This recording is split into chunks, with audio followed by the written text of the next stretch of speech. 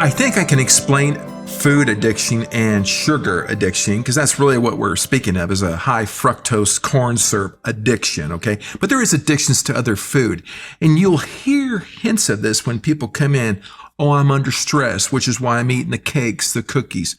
Well, that's somewhat of addiction because you're under stress. Your body's creeping out a little bit of cortisol and it's looking for something to ease the burden of that stress. And that stress that we normally turn to is food. But we don't understand what is happening when we consume the corn fructose, the sugar, the stuff that makes us, God, that was good.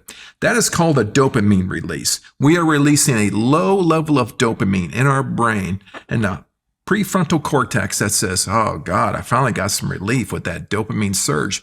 Then we have a little serotonin backing up saying, oh, why not? You deserve it. So you go right ahead and have it. So now we're talking ourselves into it.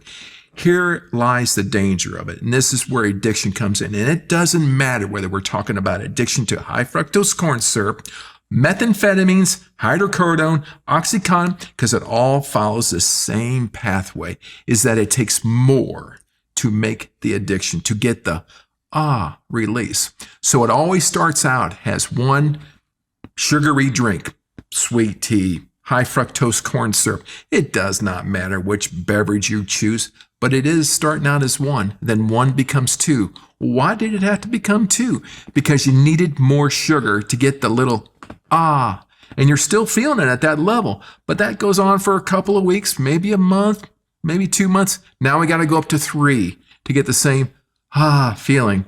Next thing you know, we're up to 10 a day. And this is where it becomes out of control.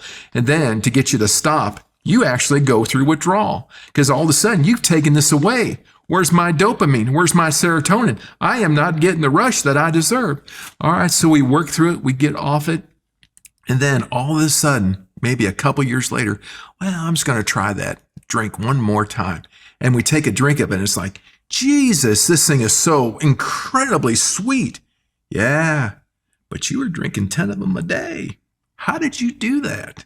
And it was because of your addictive behavior. You have to understand addiction and addiction to foods in order to comprehend this. And it's really kind of interesting because to break addiction, a lot of people don't know this. It is only indigenous to the human population. A lot of people don't know that. Animals, rats, laboratory mice that we make addicted to a substance and drugs, they will continue using it till they die. Humans are different. We have a higher level of functioning that is called reason. We reason it out why we have to stop. We reason it out why this is bad for us. And we're able to come up with, okay, maybe I shouldn't be doing this.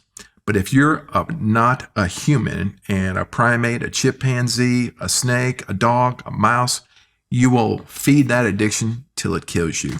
And you will not stop. Now, I'm not saying that doesn't happen in humans. It does, okay? The addiction is there, and the possibility is for humans to become so addictive that the brain does not recognize anything, not even its own safety for its own body because of this addiction. And if you stop and think about it, that's kind of along with food too, because we're doing these things we know are bad for us, but we're still doing it. So we're jeopardizing our own health because of this addiction.